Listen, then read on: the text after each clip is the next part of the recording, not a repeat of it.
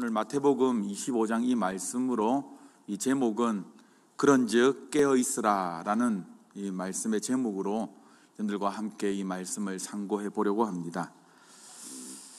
우리 신자에게 있어서 가장 영광스러운 소망이 있다라고 한다면 여러분들 어느 순간이겠습니까? 그것은 바로 완전한 이 하나님의 나라가 이루어져서 그 나라에서 하나님과 완전한 교제를 누리는 영광일 것입니다. 근데 이거는 늘 생각만 해도 우리가 가슴이 벅차오른 것이죠. 주님과 내가 대면해서 그 완전한 나라에서 주님과 교제를 한다. 생각만 해도 벅차오를 것입니다. 지금은 우리가 믿음의 눈을 통하여서 그 나라를 부분적으로 알고 부분적으로 경험을 하고 있지만은 그날에는 어떻게 해요? 우리가 눈으로 완전하게 볼 것입니다. 이러한 이유 때문에 우리의 신자의 삶의 가장 큰 특성 중에 하나가 무엇이냐라고 하면은 주님이 재림을 하심으로 말미암아 장차 들어가게 될 이 영광의 나라를 우리는 날마다 소망하며 또한 날마다 기대하며 나아간다라는 것입니다. 이번 주도 이제 장례식을 치르면서 느낀 점이 무엇이냐라면은 참 인생이 짧다라는 것을 느꼈습니다. 그리고 참 인간이 나그네의 인생길이다라는 것을 정말 많이 느꼈습니다. 그래서 이 완전한 하나님의 나라를 소망 가운데에 바라보는 사람들은 이 세상을 우리가 어떻게 살아가야 될 것인지 우리가 관심을 기울일 수밖에 없는 것이죠. 오늘 우리는 3월 첫째 주 금요 철야 예배에 나왔습니다. 이 말은 즉 여러분들 어때요? 2달이 벌써 지나갔다라는 이야기예요. 22년도도 6분의 1이 지나갔다라는 이야기입니다. 엊그제 군고구마를 구운 것 같은데 벌써 2달이 지나가 버렸습니다. 세월이 너무 빨리 지나가는 것 같아요. 3월은 여러분들 입학하는 계절이고 또한 교회적으로는 이 셀라이프가 이제 이번 주부터 다시 시작을 하는 주간입니다. 또한 교육부서가 새롭게 이제 또한 바뀌는 주간이기도 하죠. 그리고 모든 소그룹들이 개강하는 시기가 3월입니다. 우리들의 인식 속에는 자연스럽게 여러분들 3월이라고 이야기를 하면은 어떤 마음이 듭니까, 여러분들? 다시 또한 새롭게 시작한다. 맞죠? 이제 담임 목사님도 이제 안식일을 마치시고 이제 다음 주면은 복귀를 하시는데 이제는 뭔가 우리가 시작을 해야 될 것 같습니다. 뭔가 우리가 뛰어야 할 것 같습니다. 준비 잘하고 계십시오. 네.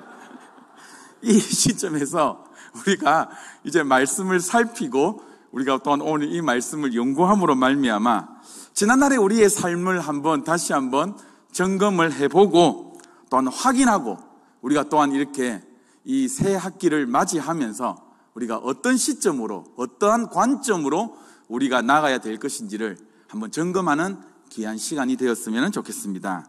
오늘 말씀의 주제는 깨어있는 자가 완전한 하나님의 나라에 들어갈 수 있다라는 거예요. 그래서 제목도 제가 그런즉 깨어있으라 라고 이렇게 정했습니다. 오늘 먼저 말씀의 열처녀의 비유의 배경에 대해서 먼저 한번 살펴보겠습니다.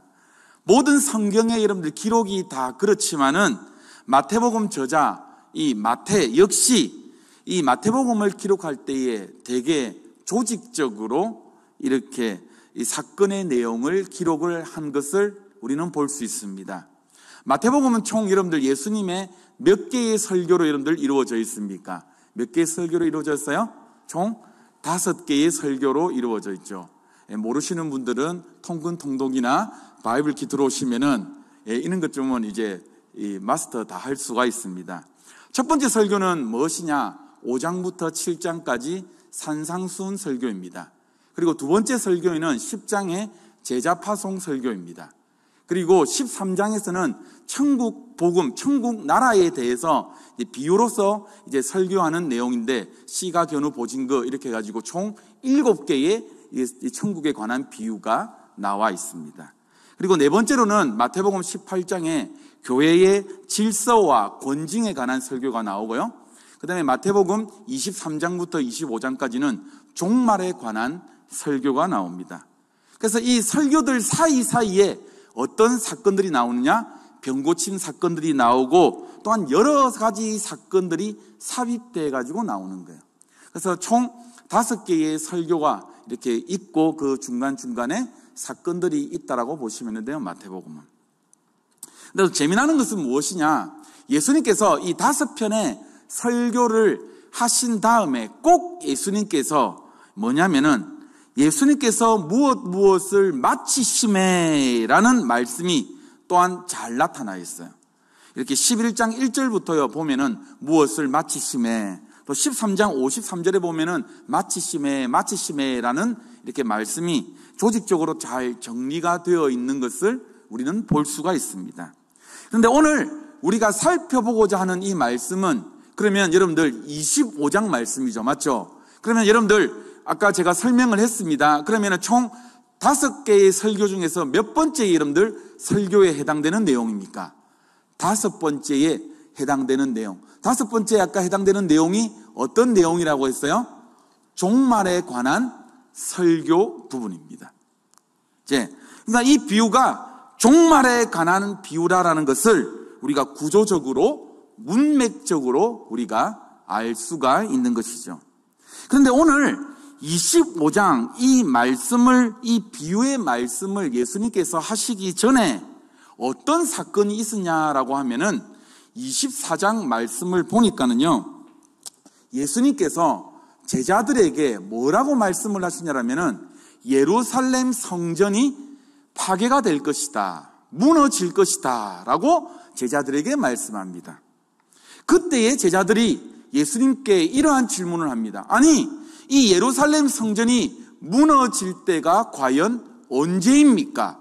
그리고 여기에서 덧붙여서 질문을 하는 게 무엇이냐라고 하면은, 그러면 예루살렘 성전이 무너지는 것 그 외에 세상의 종말이 올 때에 예수님께서 다시 임하시는 날 세상에는 어떠한 징조가 나타날 것입니까? 라고 예수님께 이 질문을 제자들이 하는 것이죠. 마태복음 24장 3절 말씀을 한번 읽어볼게요. 화면 준비되어 있습니다. 함께 한번 읽어보시겠습니다. 시작. 예수께서 감람산 위에 앉으셨을 때에 제자들이 조용히 와서 이르되 우리에게 이르소서 어느 때에 이런 일이 있겠사오며 또 주의 임하심과 세상 끝에는 무슨 징조가 있사오리까? 근데 이해가 가시죠, 이제? 제자들이 이제 질문한 이 내용을 여러분들 이해가 가시죠? 자, 이러한 질문에 대해서 예수님의 답변이 여러분들 무엇이었을까요? 종말이 오기까지 이러이러한 일들이 일어날 것이다 라고 제자들에게 아주 자세하게 24장에 설명을 해주고 있어요. 그리고 결론적인 말씀으로 24장 44절 말씀에 이렇게 이야기를 하고 있습니다. 24장 44절 말씀을 한번 읽어보겠습니다. 시작. 이러므로 너희도 준비하고 있으라. 생각하지 않는 때에 인자가 오리라. 예수님은 우리가 지금 생각하지 아니한 때에 어떻게 해요? 모든 일을 심판하시기로 작정하셨기 때문에 너희들이 어떻게 해요? 미리 준비해라 라는 말씀으로 이 말씀을 결론을 맺으셨다라는 겁니다. 그러면 여기서 이 질문이 나올 수가 있어요. 제자들뿐만 아니라 우리들 역시 이 질문이 들어갈 수가 있는데, 그러면 이 날을 과연 우리가 어떻게 준비를 해야 할까요? 이 질문이 나올 수가 있겠죠. 이 질문을 딱 예수님께서는 아셨던 것 같아요. 우리의 마음을 아셨던 것 같아요.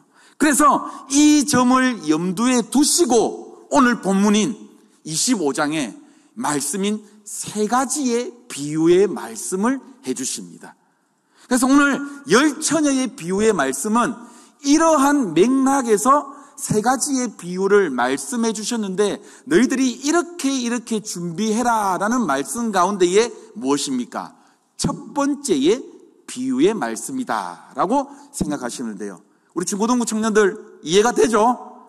지금 너희들 때문에 지금 아주 쉽게 풀어서 지금 하려고 하는데 이해가 되지 지금? 그렇지? 자, 그래서 첫 번째 비유가 여러분들 뭡니까? 25장 첫 번째 비유. 10처녀의 비유. 두 번째 비유는요, 달란트 비유가 나옵니다. 그리고 세 번째 비유는요, 양과 염소의 비유가 나와 있습니다. 이거는 여러분들 상식선에서 여러분들 아셔야 돼요. 이 세 가지의 비유가 종말에 관한 비유다라는 것을 아셔야 돼요. 그런데 마태복음 25장에 나오는 이 비유, 이 세 가지의 비유가 공통점이 있습니다. 그 공통점이 무엇이냐면은 주님께서 다시 오실 때에 심판하기 위해서 이 세상에 다시 오시는데, 이 날에 완전한 나라 천국에 들어갈 사람은 이러이러한 사람이다. 반면에 지옥 어두운 가운데에 고통당하는 사람들은 이러이러한 사람이다 라는 것을 분명하게 무엇입니까? 가르쳐 주고 있다라는 거예요. 이 비유 속에서.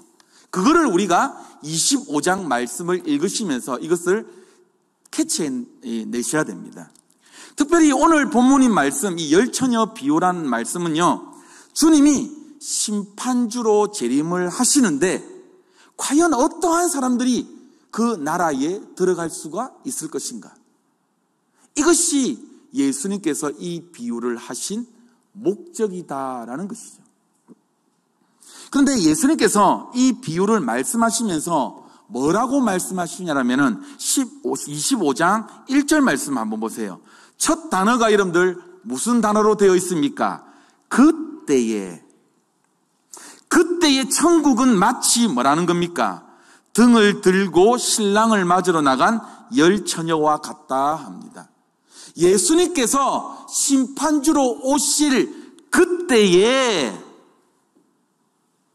영어로 이야기하자면 at the time, 그때에,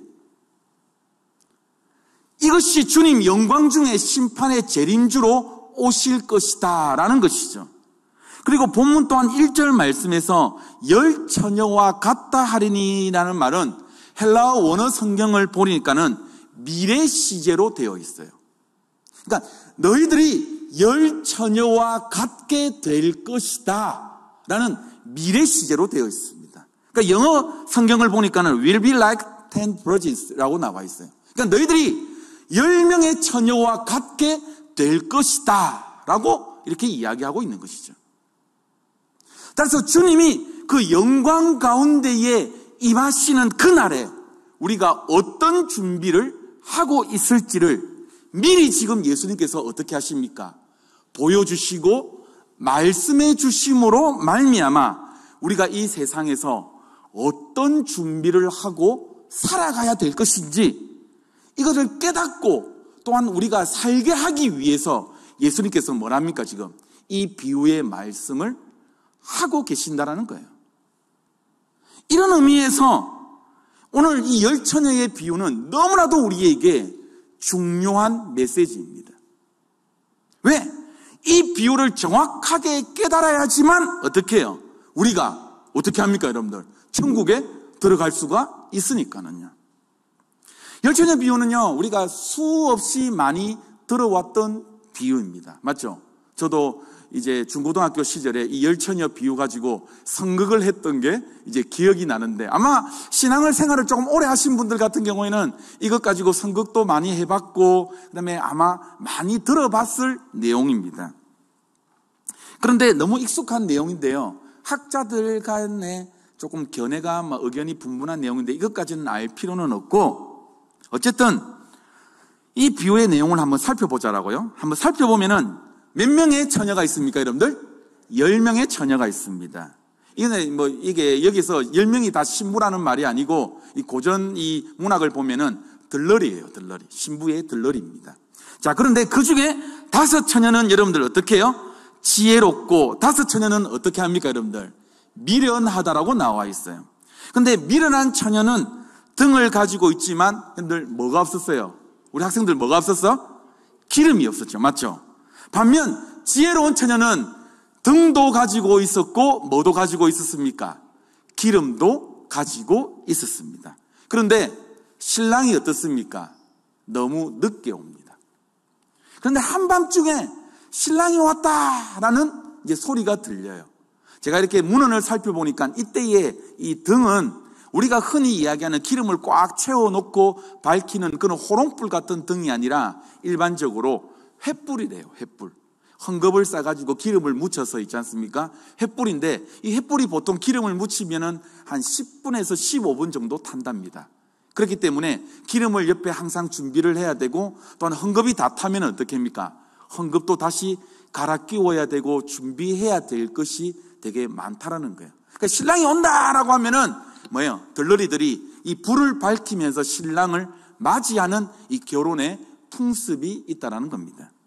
근데 한밤중에 신랑이 드디어는 왔는데 신랑이 왔다라는 소리가 들려요.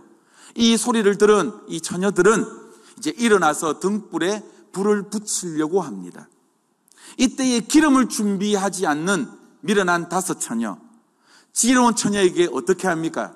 기름 좀 빌려달라라고 이야기하죠.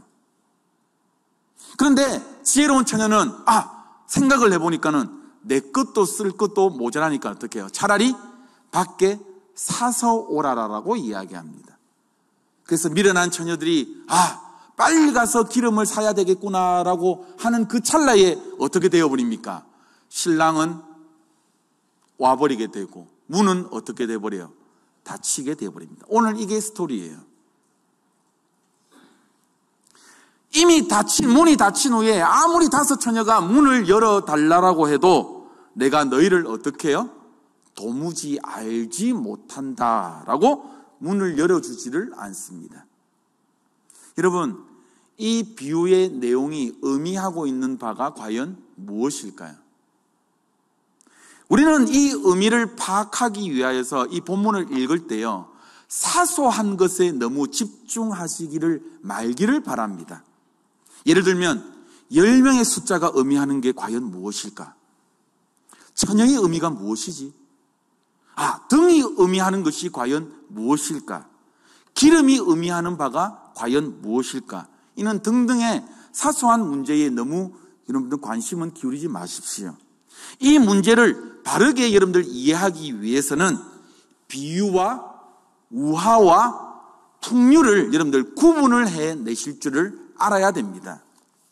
예수님께서 천국이나 구원의 삶에 관해서, 신자의 또한 삶에 관해서 여러 가지 신학적인 이 진리들을 이야기를 해 주실 때에 수많은 비유들을 말씀해 주세요. 우리들에게 알아듣기 쉽도록 하기 위해서 예를 들어서 비유의 말씀으로 많이 말씀을 해 주십니다. 그런데 매우 중요한 사실이 하나 있어요. 그것이 무엇이냐라고 하면은 우리가 생각하는 우화나 풍류와는 이 비유가 구별이 되어야 된다는 거예요.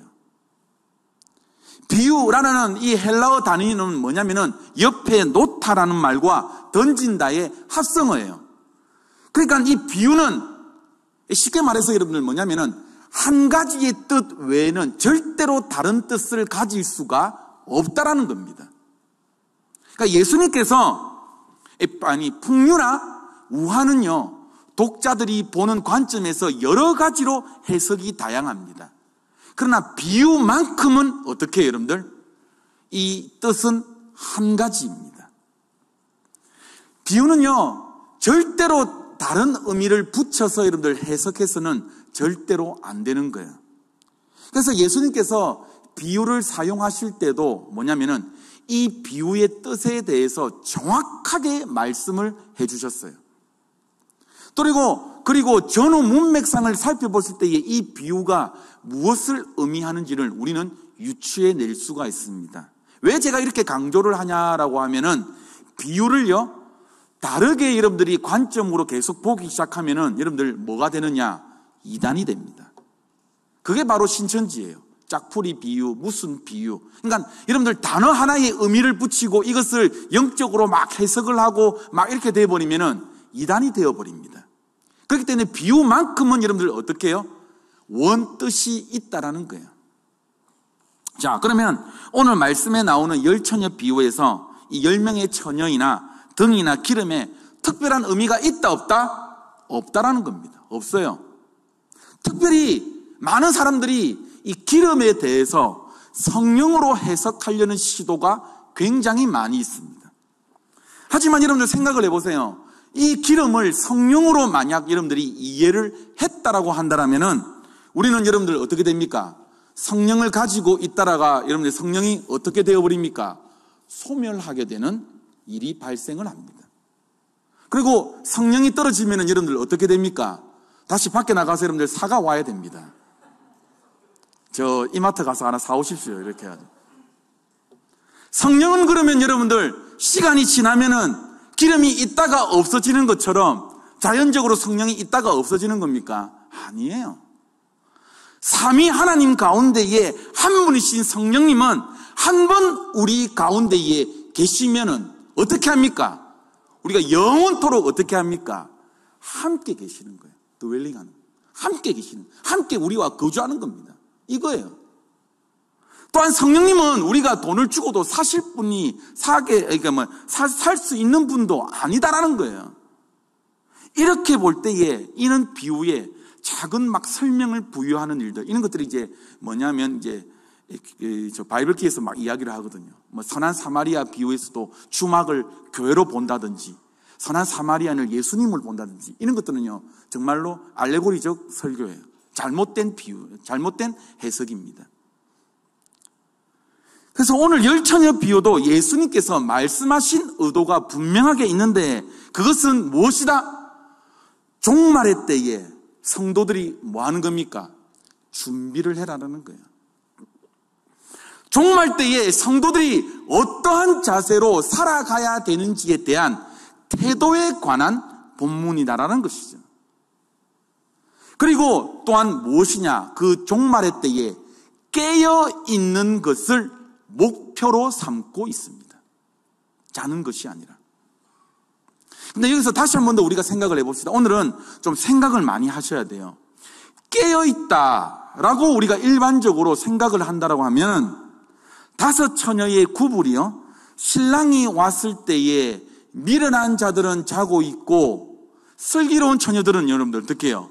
두 눈 크게 뜨고 신랑이 오나 안 오나 지켜봐야 될 테인데, 성경을 보니까 여러분들 어떻습니까? 뜻밖에도 열 처녀 모두 어떻게 하고 있었어요? 모두 다 자고 있었어요. 슬기로운 처녀 다섯이나 미련한 처녀 다섯이나 모두 다 어떻게 하고 있었다고요? 졸고 자고 있었다라고요. 두 그룹 모두 다 자고 있었으니 여러분들 여기에서 깨어있다라는 이 말은요, 우리가 생각하는 단순하게 눈을 뜨고 막 지키고 있다라는 이 의미가 아닌 것 같아요. 그러면 깨어있다라는 의미가 과연 무엇일까요, 여러분들? 무엇일까요?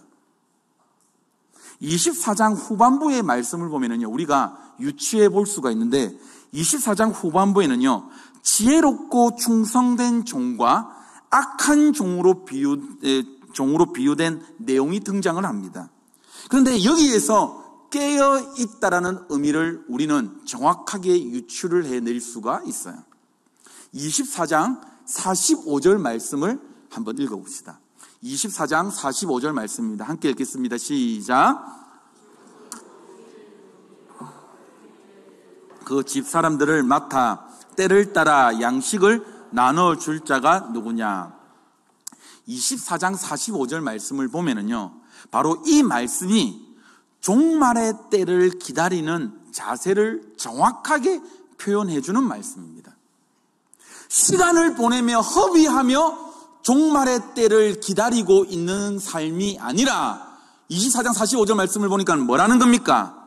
종말을 적극적으로 기다리는 자세라는 것이죠. 왜냐하면 종말은 무엇입니까? 모든 민족에게 전파가 되는 것을 그 목적으로 삼고 있기 때문입니다. 그래서 종말은 마냥 내가 그 종말을 기다리고 있는 삶이 아니라 그때까지 마지막 그 순간까지 뭐라는 겁니까? 종말을 결실시키는 그 복음의 전파. 즉 다시 말해 하나님의 백성된 그 내용을 우리가 그 종말까지 어떻게 된다요? 끊임없이 우리가 그 내용들을 채워나가야 된다는 거예요. 이런 차원에서 우리는 맡은 바 청지기의 사명으로서 그 직분을 우리가 끝까지 잘 감당해야 된다는 것입니다. 오늘 청지기의 역할이 무엇이에요? 24장 45절 말씀을 보세요. 때를 따라 무엇하는 자들입니까, 여러분들? 양식을 나눠주는 자들이에요. 그러면 반대에 해당되는 사람들은요, 24장 49절 말씀을 보니까는 어떤 자들이에요? 동료들을 어떻게 하는 자들? 때리며, 그리고요, 술 친구들과 더불어 먹고 마시는 자들입니다. 우리가 오해를 할 수가 있는데요, 성경에서 이야기하는 술 먹고 놀고 방탕하는 자들은 우리가 딱 이렇게 보면은 윤리적으로 생각하기 쉬워요. 맞죠? 술 먹고 방탕하는 자들. 그런데 성경에서 이야기하는 술 먹고 방탕하는 자들은 이 표현은 윤리적, 도덕적 측면이 아니라 시간을 낭비하는 자들을 이야기를 하고 있습니다. 따라서 근신하며 깨어있으라 라는 이 표현이 말하고자 하는 내용이 무엇이냐라고 하면은 어떻게 해요? 청지기의 자세로 어떻게 해요? 맑은 정신으로 자신의 직분과 직무를 다하여서 주님이 오시는 그날까지 어떻게 합니까? 그 청지기의 직분을 끝까지 완수하고 있으라는 내용이에요. 이 말씀이에요. 그래서 성도들을 뭐라고 이야기하면은 낮에 속한 자라라고 표현을 하고 있고, 그 다음에요, 주님을 믿지 않는 세상에 속한 사람들을 뭐랍니까? 밤에 속한 자들이라고 표현하는 이유가 바로 이 이유입니다. 그래서 자고 깨어있다라는 것은 우리가 생리적으로 눈을 감고 있다, 뜨고 있다 이 표현이 아니라 뭐예요? 낮에 속하여 깨어있다라는 것은 뭐예요? 우리가 의식이 있다, 우리가 깨어있다, 지각이 있다, 준비하고 있다, 우리에게 지식이 있다라는 표현이고요. 반대로 밤에 속하다라는 이 말은 뭐냐면은 자고 있다라고 되는 상징적인 표현인데 뭐예요? 본질적인 내용이 없다, 속빈 강정이다, 지각이 없다, 분별이 없다, 준비하지 않고 있다, 지식이 없다, 이런 것들을 상징하고 있는 내용이다라는 것이에요.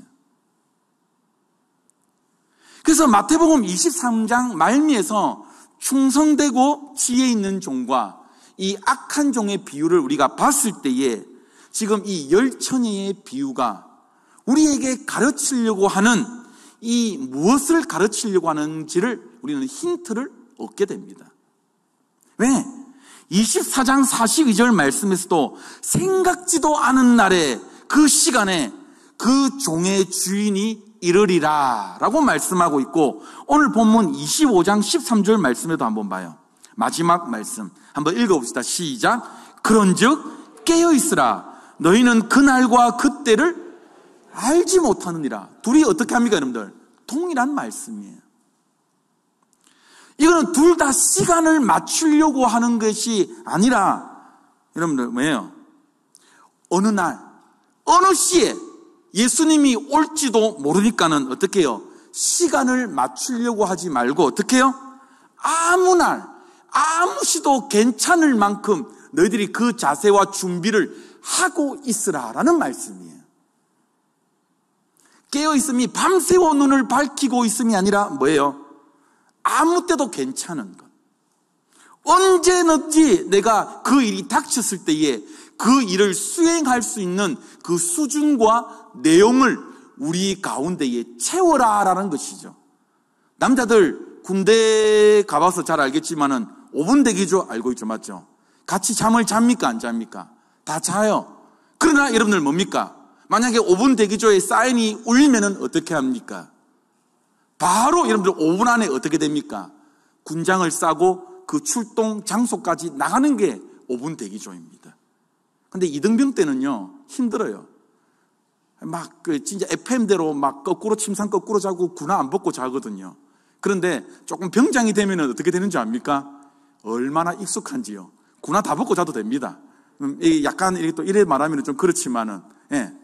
다 5분 안으로 갈 수가 있어요. 왜냐? 그 일이 어떻게 돼버리니까는 익숙해지고 능숙해지니까는.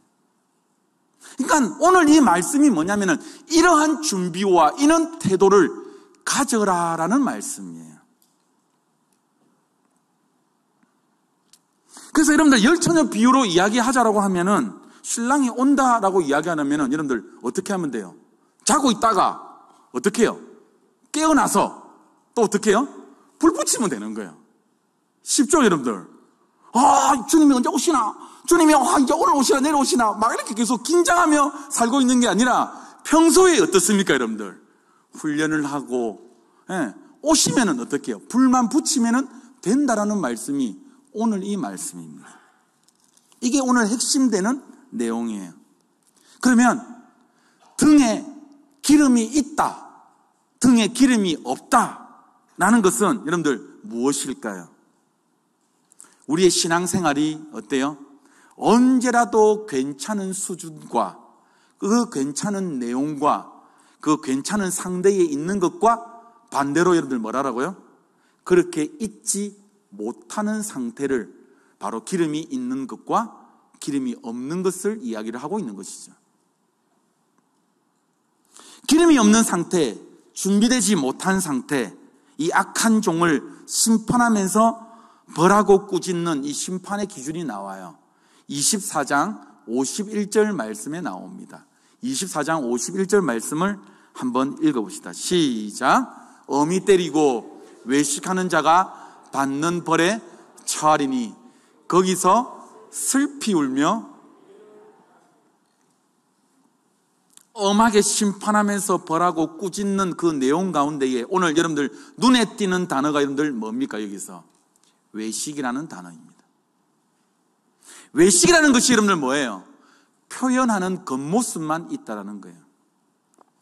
내가 당연히 가져야 될 내용이 있는데 껍데기만 있지 그 속에 내용이 없다라는 겁니다. 다시 말해서 겉치장만 했다라는 거예요. 지금 이 앞전의 사건이 뭐라고 이야기합니까? 예루살렘의 성의 멸망에 대해서 이야기를 하고 있어요. 지금 예루살렘의 멸망과 이스라엘 백성들이 당연하게 지금 제사장의 나라로 부름을 받았음에도 불구하고 너희들이 뭡니까? 거칠에만 행하였다. 속빈 강정이어서 지금 이 예루살렘 성전이 어떻게 됐다는 거예요? 무너지고 있다는 거예요. 파괴가 될 것이다라고 예수님께서 예언하고 있는 것입니다.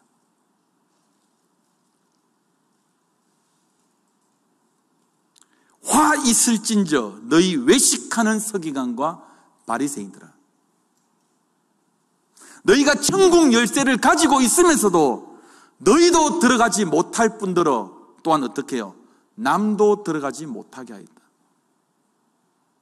여러분, 구약에 나타난 이 율법이나 이 제사 제도나 이 성전들은요 다 무엇입니까? 여러분들 제도와 규칙으로 전부 다 이루어져 있습니다. 그렇게 표현이 되어 있어요. 그런데 그 핵심은 뭐예요? 예수 그리스도인데 이들이 예수님 없는 그 겉모습만 행사하고 있었다라는 거예요. 그 율법의 그 모습만, 예식만 강조를 하고 있었다라는 것이죠. 하나님께로부터 받은 바 이 핵심을 이들이 모두 다 놓치고 있었다라는 것입니다. 그러면 우리는 외식하는 이 잘못을 저지르지 않으려면 어떻게 되느냐? 바로 등불에 마땅한 이 핵심 본질인 기름을 우리가 소유하고 있어야 되는 거예요. 본질이 되시는 이 예수 그리스도를 우리 안에 어떻게 됩니까, 여러분들? 소유하고 있어야 된다라는 거예요. 하나님께서 여러분들 뭐예요? 신약 시대를 여시면서 성전의 그 제사 제도, 율법으로 예표하고 상징했던 이 모든 것을 어떻게 해요? 신약 시대에 여셨는데 무엇을 통해서 여러분들 여셨습니까? 바로 교회를 통해서 여셨습니다. 이거예요. 그런데 여기서 말하는 교회는 우리가 생각하는 이 건물을 이야기하는 게 아닙니다. 교회는요 1차적으로 구약 시대 때 하나님의 백성을 이스라엘이라고 불렀던 그와 똑같이 뭐예요? 신약 시대의 모든 하나님의 백성을 부르는 호칭이 여러분들 무엇이다? 교회입니다. 그래서 구약은 민족 단위로서의 이 하나님의 백성이었고 또한 신앙의 규칙들이 제사 제도와 율법으로 되어 있었다라고 한다면은 신약은 이와는 달라졌죠. 뭐냐? 신약의 성도들은 바로 하나님께서 예수 그리스도를 머리로 하고 그분의 몸으로 어떻게 합니까? 이 모든 성도들을 다 어떻게 합니까? 묶어버리십니다. 즉 교회는 뭐라는 거예요? 예수 그리스도의 무엇이다라고요? 몸이다라고. 그래서 우리는 예수 그리스도와 지금 어떻게 되어 있습니까? 연합되어 있습니다. 묶여져 있습니다. 그래서 우리라는 이 하나님의 백성들이 예수 그리스도의 그 본질에 근거하여서 우리가 서 있다라는 것이죠. 우리가 예수 그리스도의 본질에 우리가 연합되어 있기 때문에, 우리가 합해져 있기 때문에, 여러분들 당연히 예수 믿는 사람이라고 한다면은 외식이 있을 수가 있습니까? 없습니까? 없어야 돼요. 왜? 내 속에 누가 있기 때문에? 예수 그리스도가 있기 때문에. 이겁니다, 여러분들. 요한복음 15장 말씀으로 한번 가볼게요. 요한복음 15장 4절 말씀을 한번 읽어봅시다. 요한복음 15장 4절, 화면 준비되어 있습니다. 요한복음 15장 4절 말씀이에요. 함께 읽겠습니다. 내 안에 거하라. 가지가 포도나무에 붙어 있지 아니하면 절로 가시를 맺을 수 없음 같이 너희도 내 안에 있지 아니하면, 우리가 잘 알고 있는 포도나무 비유이죠. 포도나무의 열매가 열리지만 그 열매는 가지가 열게 한 것이 아니라 무엇입니까, 여러분들? 나무가 연 것을 가지 끝에 어떻게 해요? 매달리게 할 뿐입니다. 그래서 가지가 포도나무에 붙어 있는 한 어때요? 그 가지는, 가지 이꼴 뭡니까, 여러분들? 포도나무인 거예요. 그런데 그 가지가 그 원줄기로부터, 그 나무로부터 분리가 되면은 더 이상 그 가지는 포도나무가 아니다라는 거예요. 포도나무 가지가 분리가 되면은 그거는 무엇입니까, 여러분들? 막대기에 불과합니다. 가지에 불과합니다. 그 말씀이 15장 6절 말씀이에요. 요한복음 15장 6절 말씀을 읽어보시겠습니다. PPT 준비되어 있어요. 15장 6절 말씀입니다. 준비가 안 되어 있습니까? 15장 6절 말씀이에요. 시작. 사람이 내 안에 거하지 아니하면 가지처럼 밖에 버려져 마르나니 사람들이 그것을 모아다가 불에 던져 사르느니라. 포도나무 비유에서 우리가 봐야 되는 부분이 여러분들 무엇입니까? 여러분들 무엇이에요? 가지가 되느냐, 포도나무가 되느냐, 이 싸움을 우리가 해라는 거예요. 우리가 예수 그리스도께 완전히 연합되어 붙여져 있느냐, 아니면은 예수 그리스도께서 떨어져 있는 삶을 살 것인가, 이거예요. 그런데 오늘 읽은 마태복음 25장의 열처녀 비유도 이거와 포도나무의 비유와 동일하게 보는 거예요. 등불에 기름이 없으면 불을 켤 수가 없다라는 겁니다. 마찬가지로 포도나무의 가지가 나무에 붙어 있지 아니하면 어떻게 해요? 열매를 맺지 못한다라는 거예요. 열매는 여러분들 나무로부터 나오는 거예요. 등불은 기름으로부터 이 원료를 공급받는 겁니다. 이것이 성경의 일관된 가르침입니다. 로마서 8장 9절부터 11절까지의 말씀을 봅니다. 로마서 8장에 가시면은 성도들을 설명하는데도 이들의 성도들의 본질을 설명하는 게 정확하게 나와 있어요. 로마서 8장 9절부터 11절까지의 말씀입니다. 함께 읽겠습니다. 시작.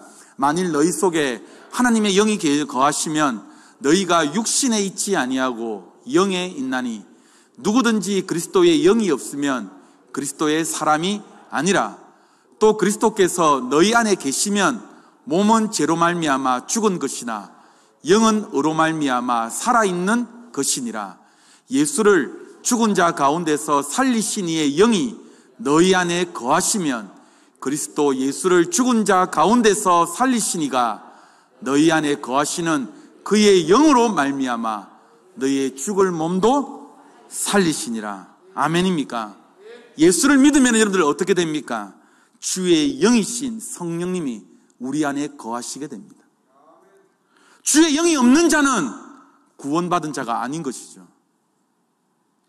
구원을 받은 우리의 확인이 무엇이냐? 성령님이 내 안에 계시느냐, 계시지 않느냐, 이걸로 여러분들 확인하는 게 아니에요. 무엇이냐? 예수를 믿느냐, 안 믿느냐, 이 자기의 고백으로 여러분들을 확인하는 거예요. 성령님이 계신가, 아니 계신가, 우리의 감각으로 여러분들을 확인하는 방법 절대로 없습니다. 여기서 설명하는 것이 무엇이냐? 예수 믿는 자의 이 존재, 이 신자의 존재는요, 이중적인 것이라는 거예요. 이중적인 것이다. 우리는 우리지만은 어떤 우리다? 예수 안에 있는 우리다라는 거예요. 여러분들 이 말을 이해하시겠어요? 우리긴 우리인데 누구 안에 있는 우리라고요? 예수 안에 있는 우리다. 이것이 바로 무엇이냐? 요한복음 15장 말씀에서 이야기하는 포도나무 비유입니다. 우리는 가지는 포도나무에 붙었죠. 가지는 포도나무입니다. 그런데 이제는 가지가 아니고 뭐라는 겁니까? 포도나무라는 거예요. 그냥 분리가 돼 있으면은 마른 가지인데, 우리가 가지의 인생인데 포도나무 가지에 붙어 있으니까는 우리가 자연적으로 뭐가 된다라는 거예요? 우리가 포도나무가 된다라는 거예요. 예수 믿지 아니하는 자들은 그냥 마른 막대기, 마른 가지에 불과한데, 우리는 포도나무에 붙은 뭡니까? 가지인데 포도나무에 그냥 마냥 붙어 있는 가지가 아니라 우리 자신이 어떻게 된다라는 거예요? 그냥 포도나무가 된다라는 거예요. 다시 설명을 해드릴게요. 우리는 예수님이 아니에요. 예수님이 우리가 아닙니다. 그런데 포도나무에 붙어 있는 거예요. 그래서 여러분들, 우리라는 이 존재를요, 나 혼자 막 책임을 지거나 내 능력으로 막 살게 하는 것, 내 혼자 여러분들 운명이 결정지어지는 것이 아니라 우리가 성령님을 받는 그 순간부터, 우리가 예수님을 믿는 사람부터 우리의 모든 힘과 에너지가 어디로부터 나와야 된다라고요? 예수 그리스도로부터 나와야 된다. 우리의 모든 힘의 원천이 그 줄기에서부터, 예수 그리스도로부터 여러분들 나와야 된다는 거예요. 포도나무의 모든 용량과 포도나무의 모든 이 엑기스들, 이 모든 것들을 서로 뭐 하는 겁니까, 여러분들? 서로 공유하는 거예요. 서로 그 영양분을 받아들이는 거예요. 우리는 그렇게 살도록 하나님께서 창조하였다는 것입니다. 그래서 이 포도나무의 비유로 말하자면은 종말을 준비하는 자세로서의 뭐냐? 우리가 알아야 될 신자의 자기의 인식입니다. 내가 어떻게 살아가야 될 것인가? 내가 예수 그리스도께 접붙임을 당하고 살 것인가? 아니면 마른 가지처럼 내가 떨어져 살고 내가 있는 건가? 우리가 확인을 해야 되는 것이죠. 오늘 요한복음 15장에 너희 가지가 그 포도나무에 제대로 붙어 있는가, 붙어 있지 아니한가? 라는 이 말씀의 내용이 오늘 마태복음 25장의 10처녀의 비유에 등불에 여러분들 뭐예요? 기름이 있는가, 기름이 있지 아니한가? 이 싸움이에요, 여러분들. 또한 앞에 24장 말씀에서 지혜롭고 충성된 종인가, 아니면 악한 종으로 비유된 허랑방탕하며 외식하는 종인가, 이것을 우리가 신앙생활을 하면서 확인을 해라라는 거예요. 그래서 여러분들, 우리가 예수 믿는다라는 것이 무엇이냐 하면은, 예수님께서 우리를 위하여 죽어 주셨을 뿐만 아니라 예수께서 우리를 완전히 여러분들 어떻게 하셨다? 묶으셨다라는 거예요. 완전히 접붙임을 당했다라는 거예요. 이 내용을 우리가 알고 있어야 된다라는 거예요. 고린도전서 12장 말씀으로 한번 가볼게요. 고린도전서 12장 12절부터 13절까지의 말씀에 이 말씀이 나와 있습니다. 함께 읽겠습니다. 시작. 몸은 하나인데 많은 지체가 있고 몸에 지체가 많으나 한 몸인가 같이 그리스도도 그러하리라. 우리가 유대인이나 헬란이나 종이나 자유잖아. 다 한 성령으로 세례를 받아 한 몸이 되었고 또 다 한 성령을 마시게 하셨느니라. 그래서 우리 예수 믿는 이 신약시대의 모든 성도들이 뭐라는 거예요, 여러분들? 하나라는 거예요. 창세기에 여러분들 봤을 때에 아담이 뭐라고 이야기합니까? 내 뼈 중에 뼈요, 내 살 중에 살이라는 고백이 뭡니까? 바로 이 고백이라는 거예요. 우리가 다 한 성령 안에서 다 신령한 음료를 마시며 우리가 한 몸이 되었다라는 겁니다. 정말 여러분들 믿으세요? 우리가 정말 예수 그리스도 안에서 정말로 하나라는 것을 정말로 믿음으로 고백하면서 정말 믿고 계십니까? 이게 바로 여러분들 교회입니다. 누구도 그 예외 없이 예수 그리스도를 믿는 자는 뭐예요? 그 안에 성령께서 계시며 그리스도를 머리로 하여서 우리가 모든 몸을 어떻게 합니까? 지체로 삼고 있다는 거예요. 이런 예화가 있어요. 저 입만 저거 맨날 좋은 거 먹고, 저 입만 여러분들, 맨날 호의호식하고, 나 발은 맨날 더럽고 냄새나고, 저거 안 되겠다, 먹지 마라, 저거. 근데 이렇게 단식투쟁하면 여러분들 어떻게 됩니까? 온몸이 어떻게 여러분들? 영양실조에 걸리게 돼요. 다 여러분들이 예수 그리스도를 머리로 하고 어느 분야에서든지 여러분들 어떻게 합니까? 그 역할을 담당하고 있다라는 겁니다. 그래서 에베소서의 5장의 말씀대로 표현하자면 우리는 그분의 몸이에요, 몸. 예수 그리스도와 함께 묶여져 있는 것입니다. 그래서 우리가 신자된 것이 무엇이냐? 고백만 하는 것이 아니라 이 고백 위에 나의 삶을 드리며 이 고백 위에 내가 이 삶을 살아드리는 거예요. 내가 주님께 묶여져 있습니다. 내가 주님과 함께 하고 있습니다. 내가 주님과 연합하는 삶을 내가 살고 있습니다. 이 고백 위에 우리의 삶을 살아가는 거예요. 말씀을 맺습니다. 한국교회 여러분들 신앙을 한번 보십시오. 어떻는지. 한국교회 신앙은요, 대체적으로 이래요. 감격과 열심입니다. 이 감격과 열심을 촉구하면서 막 성장 위주로 여러분들 이야기를 하고 있지, 주님께서 정말 머리가 되셔서 여러분들을 붙잡고 계시고 여러분들에게 말씀하고 계시고 여러분들에게 명령하고 계신다는 것에 대해서는 별다른 관심이 없어요. 이게 한국교회의 아주 잘못된 습관입니다.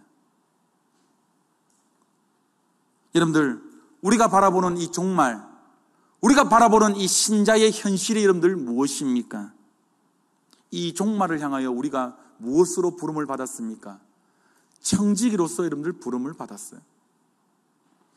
천국의 제자가 된 서기관으로 우리의 천국의 곳간 열쇠를 우리가 갖고는 있으나, 그런데 신나는 일이기는 하지만은 이 일들을 우리가 혼자서는 감당을 못합니다. 바로 예수 그리스도를 머리로 한 그분의 몸으로 부르신 이 교회의 충만, 교회가 이 일을 감당해내는 거예요. 그래서 여러분들, 이것이 바로 무엇이냐? 영적인 교회, 보이지 않는 교회입니다. 그런데 이것을 연합시키기 위해서 우리가 인간인지라 이것을 효율적으로 하기 위해서 뭡니까? 우리는 무엇을 만듭니까, 여러분들? 조직을 만들어요. 그것이 바로 무엇이냐? 조직교회라고 하는 거예요. 함께하는 교회, 눈에 가시적으로 보이는 이 교회가 바로 조직교회라는 거예요. 그래서 조직교회는요, 일을 하는 게 아닙니다. 다만 일만 하는 것이 아니라 그리스도의 몸으로 부름받은 이 성도들이 유기적인 연합과 훈련을 하기 위하여서 우리가 인간이기 때문에 이 보이는 조직을 만드는 것입니다. 그런데 보이는 교회, 무슨 유익이 있을까요? 우리가 보이는 교회, 여러분들 조직교회에 출석을 하면은 반드시 유익이 있는데 그것이 무엇이냐? 바로 성도의 교제입니다. 시중에 떠도는 이런 말이 있어요. 교회 깊이 빠지지 마라. 교회 깊이 빠지면 빠질수록 손해이다. 이건요, 사단이 뿌리고 간 루머이죠. 여러분들, 혹시나 여러분들 이런 학생이 있어요. 학교 갔더니 국영수만 중요한데, 학교 갔더니 미술도 하고 체육도 하고 다 필요 없는데, 그래서 학교 때려치우고 뭐예요? 나는 국영수 중심으로만, 수능에 나오는 여러분들 그 과목망 중심으로 한다 해서 여러분들 뭐 검정고시를 친다든지, 안 그러면은 뭐 대안학교가 아니지, 집에서 하는 거 뭡니까? 홈스쿨링을 한다든지, 뭐 가끔 이런 분들이 있습니다. 그런데 여러분들, 학교라는 곳이 여러분들 어떤 곳입니까? 지식만 전수받는 곳이 아니잖아요.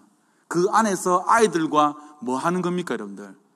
관계를 형성해 나가는 거잖아요. 아이들과 어울리면서 여러 가지를 배우기 때문에 우리는 무엇입니까? 아이들을 학교에 보냅니다. 근데 교회의 가장 큰 유익이 무엇인 줄 아세요? 성도들이 서로 뭐 하는 겁니까, 여러분들? 얽히는 거예요. 관계를 맺는 거예요. 골치 아픈 일이 많이 생기는 거예요. 그런데 이 골치 아픈 일이 많이 생겨도 우리가 집에서 하는 것처럼 성질을 부릴 수가 없으니까 어때요? 속으로 삭히는 겁니다. 지난 30기 셀라이프 정말 수고하셨습니다. 셀장님들. 그런데 여러분들 언제 참아보겠습니까? 언제 참아보겠어요? 많은 성도들이 되게 얄밉게 하죠. 맞죠? 네. 맞아요. 많이 얄밉게 합니다. 이번 주도 저 전화 거의 폭탄 맞았습니다. 셀라이프 바뀌니까. 심지어는 전화를 잘 안 받았어요. 뻔히 그 전화가 내용이 뭔지를 알기 때문에. 그리고 또한 나는 깊이 빠져들지 않으리라. 헌금만 하고 출석만 하고 최소한의 양심만 지킨 채 관계하지 않으려고 하는 분들도 많이 계십니다. 절대 안 돼요. 여러분들 무엇이냐? 이 함께하는 교회에 들어오셔야 되고 개입하셔야 돼요. 함께 부딪히셔야 돼요. 교회는요, 원래 뜻을 살펴보면요, 2000년의 이 역사 가운데에서 어떻게 의미를 만들어졌냐라고 하면은 영어로 Community of Saints라고 이렇게 합니다. 즉 뭐예요? 성도들의 공동체라는 거예요. 공동체는요, 이를 위한 미션 캠프가 여러분들은 아닙니다. 하나님의 속한 뭐예요? 백성들의 집합체예요. 그러면 무엇이 가장 많이 일어날까요? 집합체는 찢고 볶는 일이 일어나는 게 당연한 겁니다, 여러분들. 여러분들 부부가 여러분들 서로 사랑을 해서 만나도 찢고 볶는 게 여러분들 그 부부의 현실인데, 전혀 우리는 남인데 여러분들 어때요? 같은 셀에 부딪히고 같은 말 될까요? 안 되는 게 여러분들 당연한 거예요. 셀장들 여러분 명심하십시오. 안 되는 게 당연한 겁니다. 그런데 교회를요, 여러분들 무슨 기능적인 일을 담당하는 기관으로들 보시지 마시고 지지고 볶는 집단이라고 여러분들 이해하셔야 돼요. 그 속에 뭐냐? 우리의 신앙이 자라나는 거예요. 가장 중요한 게 뭐냐? 그 지지고 볶는 일에 참여하는 것입니다. 아멘입니까? 여기서 지지시고 여기서 볶으시고 여기서 속상해하시고 여기서 시험 받으십시오. 그래야 어떻게 되느냐? 비로소 하나님의 사람으로 자라나기 시작합니다. 그리고 여러분들이 성경을 읽고 여러분들이 믿어왔던 것들이 어떻게 되느냐? 그 관계 가운데에 실체가 되기를 시작합니다. 나 저 사람하고 맞지 않는다. 맞는 사람 없습니다, 여러분들. 잘 없어요. 하나님께서 우리를 위하여서 작정하신 그 영광을 위하여서 우리를 예비하신 그 나라를 위하여서 우리가 걸어갈 때에 뭐예요? 우리가 늘 안테나가 주님께 서 있어야 됩니다. 그분에 대한 예민함, 그분에 대한 감각, 늘 예민하고 정확해야죠. 그리고 어떻게 해요? 우리 셀원 식구들에게, 우리 지체들에게 이 예민함이 여러분들 어떻게 됩니까? 연결되어야 된다는 거예요. 여러분, 그리스도의 장성한 분량까지 자라나시기를 바랍니다. 그것이 바로 무엇이냐? 성경이 우리들에게 이야기하는 목표입니다. 자라나십시오. 이거에 대한 제발 여러분들 관심을 여러분들 가지십시오. 내가 정말로 종말을 준비하는 자세인가? 내가 얼마만큼 자라있는가? 내가 주님께서 지금 이 시간 내가 오신다고 한다면은, 내가 주님을 맞이한다고 한다면은, 내가 어떠한 자세로 내가 주님 앞에 나갈 준비가 되어 있는가? 이게 우리에게 관심이 되어 있어야지.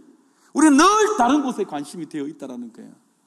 우리가 이 관심을 가진 자라고 한다면은, 언제 어느 때든지 주님이 오신다라고 한다면은 불을 켜면 되는 거예요. 이거를 오늘 말씀해 주고 있습니다. 25장 말씀에서. 이 진정한 신자의 싸움을 빼앗기지 말기를 바랍니다. 외면하지 말기를 바랍니다. 실력을 키우는 저와 여러분 되시기를 주님의 이름으로 축복드립니다.